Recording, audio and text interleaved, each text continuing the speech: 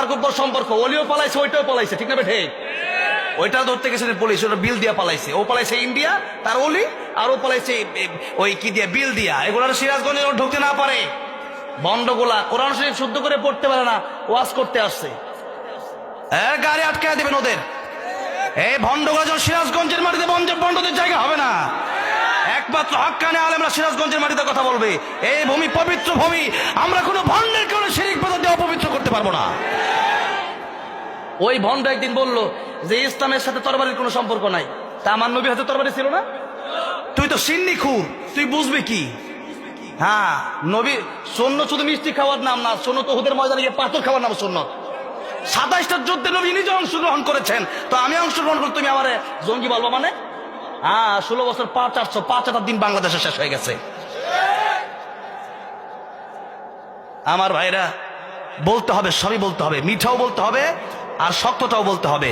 সুন্নাত নয় শুধু দাওয়াতের মেহমান, সুন্নত পাথর খাওয়ার নাম। ঠিক তবে ঠিক বলেন। এই জন্য সুন্নত মানতে হলে ওই অর্ধেকটা সুন্নত আমরা মানি না। অর্ধেক ওযু করলে কি ওযু হবে? বাথরুমে গিয়ে কি অর্ধেক করে আসে? খানা খাইতে গিয়ে অর্ধেক খেয়ে বের হয়ে যায়? এরপরে ল্যাপ নিলে কি অর্ধেক না পুরোটা নেন? সব জায়গায় পুরোটা সুন্নত মানবো, পুরোটা। যেরকম ঠিক না বে ঠিক?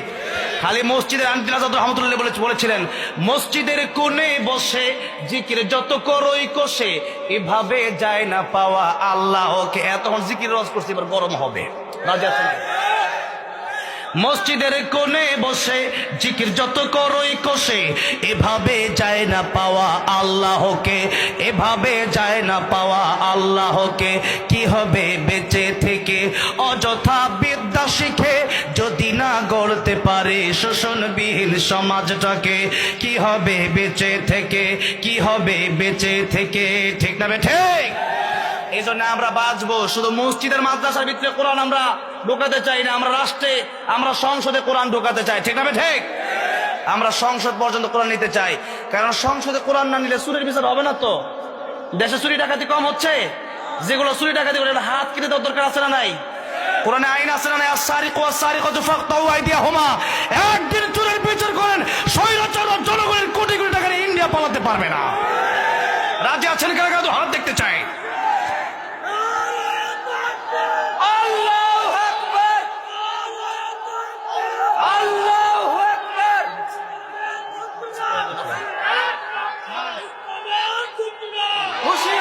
আমার ভাইরা, আমার মুরব্বী বাবাজিরা, দেখেন মসজিদে আমরা ইসলাম সীমাবদ্ধ করে রেখেছি, মাদ্রাসায় রেখেছি। তাই মসজিদে যখন ইমাম সাহেব মাগরিবের নামাজ 3 রাকাত, দ্বিতীয় রাকাতে যখন বসতে না গিয়ে যখন উঠে বললো, তখন আপনি বললেন আল্লাহু আকবার, মানে লুকমা দিলেন। তা ইমাম সাহেব ভুল করলে মুসল্লিরা কি লুকমা দেওয়ার যোগ্যতা রাখে না? রাখে কি রাখে না বলেন? তখন ইমাম সাহেব বসে পড়লো। ঠিক না বে ঠিক? এখন জজ, যে ব্যক্তি জজ, সে হচ্ছে বিচারপতি, সে এখন বিচার করবে।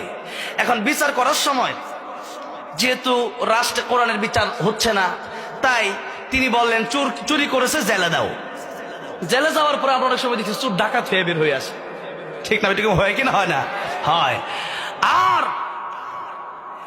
এই দেশে আমরা বিগত দিনগুলোতে দেখেছি আলেমদের শাস্তি, এই দেশে চোরের শাস্তি হচ্ছে সবচেয়ে কম, আর যারা চোরের বিরুদ্ধে বলছে আল্লামা সাঈদী আর আল্লামা মামুনুল হকের শাস্তি সবচেয়ে বেশি।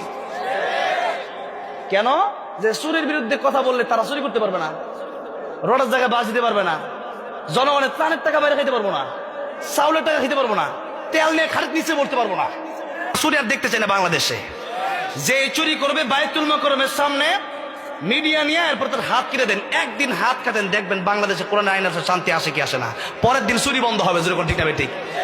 চোর চুরি করছে 50 লাখ টাকা, এবারে জানো 3 দিন পরে দেখা যায় চোর বাইরে ঘুরে।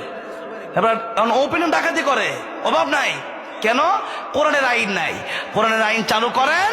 জজকে যখন বলছে যে জজ সাহেব আপনি জানলা দিয়ে হাত কাটেন, তখন বলে জঙ্গিবাদী আইছে। আমি আল্লাহর কোরআনের কথা বললে আমি জঙ্গিবাদী হয়ে যাই। তার মানে রাষ্ট্রে ইসলামটাকে আমরা এখনো ঠিক করতে পারি নাই, সংসদে আমরা ইসলামটাকে এখনো ঢুকাতে পারি নাই। তাই আমরা নিয়ত করব, আল্লাহর কোরআন যেমন মসজিদে আছে, যেমন মাদ্রাসায় আছে, এই মসজিদ মাদ্রাসার ভিতরে আল্লাহর কোরআন আমরা সীমাবদ্ধ রাখবো না। এই দেশটাকে চুরি বন্ধ করার জন্য, ডাকাতি বন্ধ করার জন্য, শিরিক বেদাত বন্ধ করার জন্য, জুয়া ইয়াবা মাদক বন্ধ করার জন্য আল্লাহ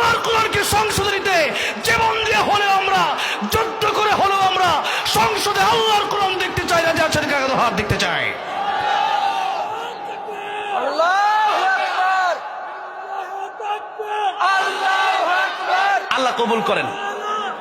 একটু হাতটা নামান। আলহামদুলিল্লাহ, আলহামদুলিল্লাহ, অনেক খুশি হলাম।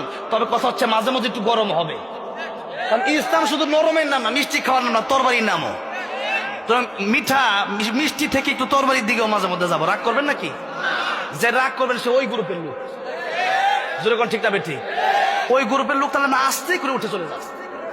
আপনি কি ওয়াজ আমি শোনাবো এজন্যে? হ্যাঁ, তা তো শোনাবোই, আগে কথা বলি না, আগে বলিনি, সবই বলতে হবে।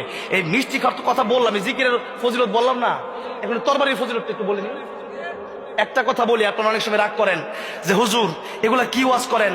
আমাদেরকে অনেকেই বলতো যে হুজুর সব করবেন, জিহাদ করবেন না। আমি কেন জিহাদ করবো না? কেন?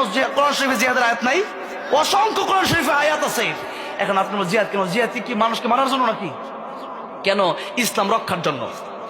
যেমন সাদ বাহিনী, সে বলছে মাদ্রাসায় জাকাত দিবা না, জাকাত দিলে নাকি মাদ্রাসা জাকাত আদায় হবে। নাউজুবিল্লাহ বলেন।